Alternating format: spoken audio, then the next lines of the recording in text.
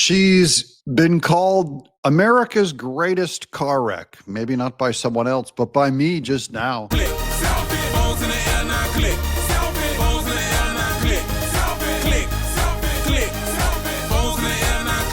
She could be running for governor in California because her primary goal of destroying the country failed. So why not settle for just California?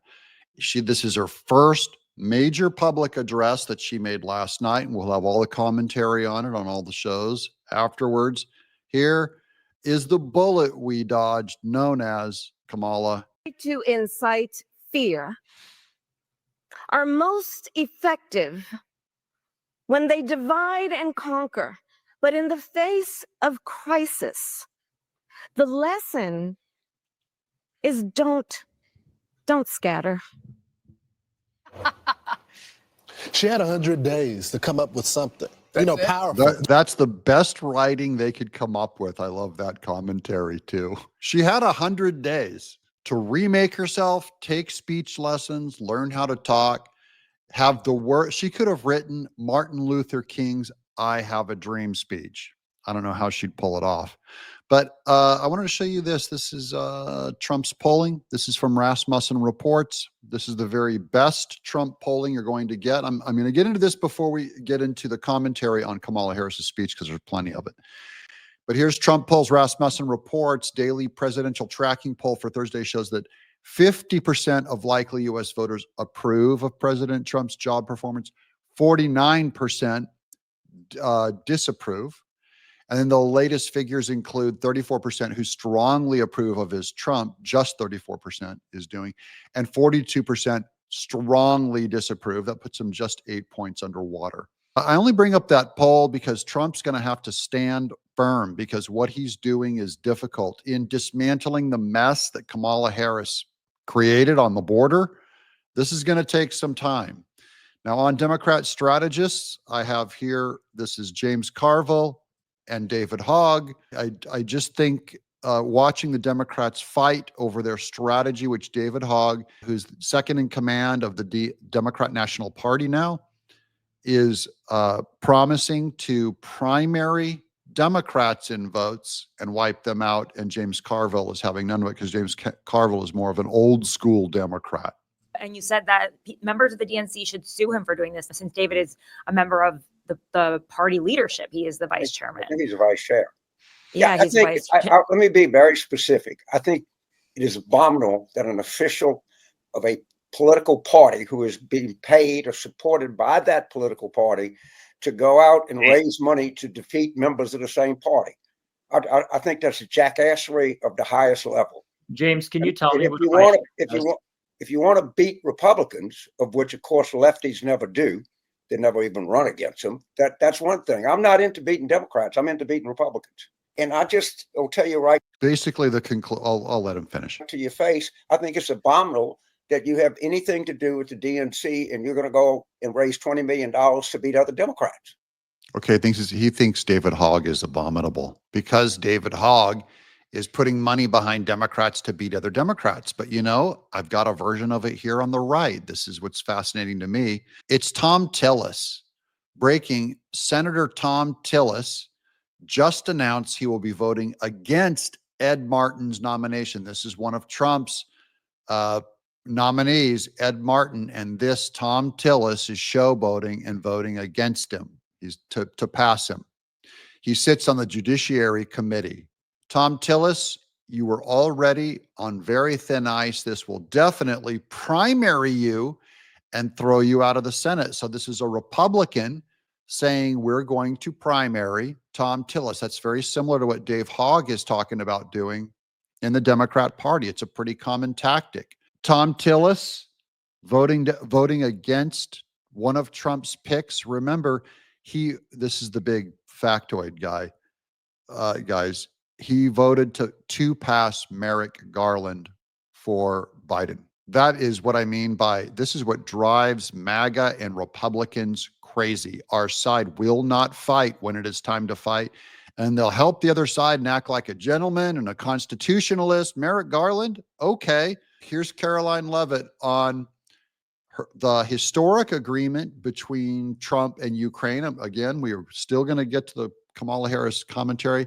I'm just throwing in kind of these major news ones. I believe this goes into part of the strategy of Trump ending the war in Ukraine and Russia. We put together this mineral rights deal with Ukraine. Here's Caroline Levitt.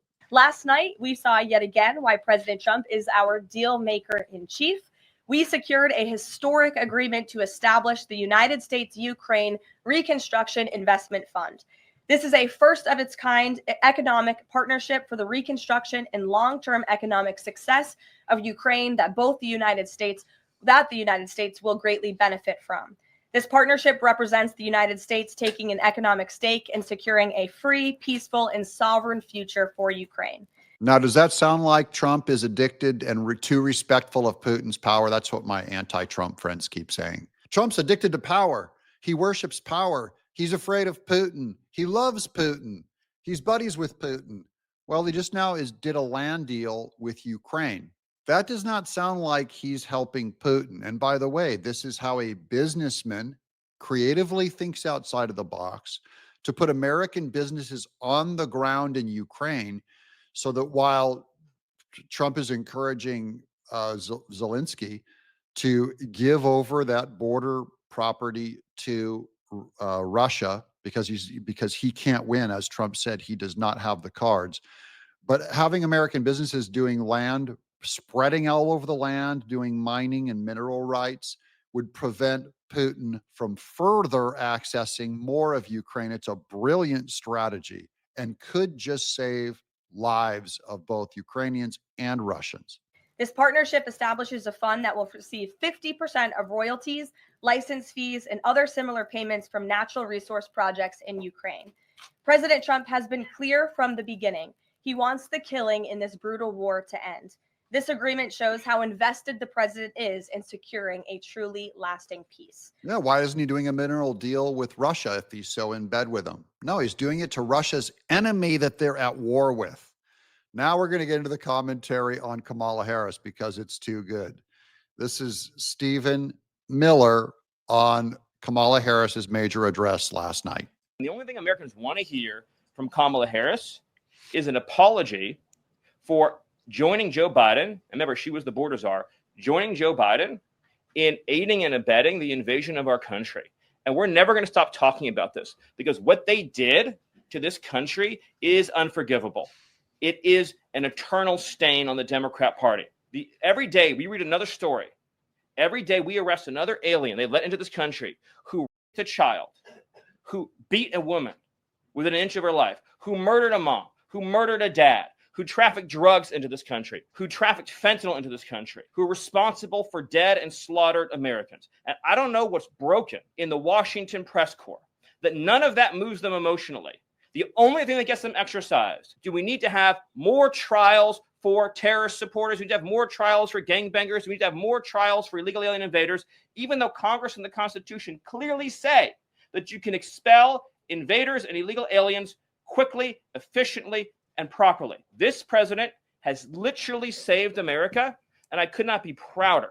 I could not be prouder, as I know Caroline feels the same way, to come every single day to this building where we have a leader sitting in office whose first, last, and every thought is the safety, prosperity, security, and sovereignty of the citizens. That's an important word, people. Citizens of this republic. It's important to remind everyone what Kamala Harris did. This is based on Kamala Harris's speech. There's a clamoring for her voice right now, is the quote. The Democrat Party, a clamoring for her voice right now. The media is still trying to carry her, this imbecile, said a former Harris senior advisor who was granted anonymity to speak candidly. Yeah, he had to say this anonymously. He didn't want people to know that he said there were people clamoring for her voice right now.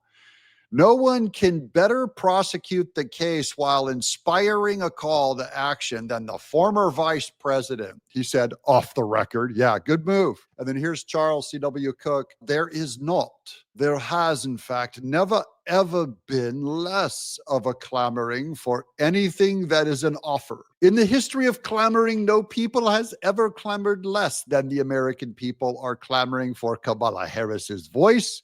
She is clamorless. She is a hollow clamoree. Charles, C.W. Cook is the only one who could say that. And then here's Caroline Levitt's great little response. It's so cute. Here we go. Your time. Thank you, everyone. And just to add on the Kamala Harris point, I think I speak for everyone at the White House. We encourage Kamala Harris to continue going out and do speaking engagements. You'll hear from the president at 11 o'clock. See you guys later. We encourage Kamala Harris to keep speaking because it's good for us. She's so bad. She will only help the Republican Party and help the MAGA agenda. So at the end here, I just wanted to say, thank you, Kamala Harris. I'm Doug Tenaple in exile.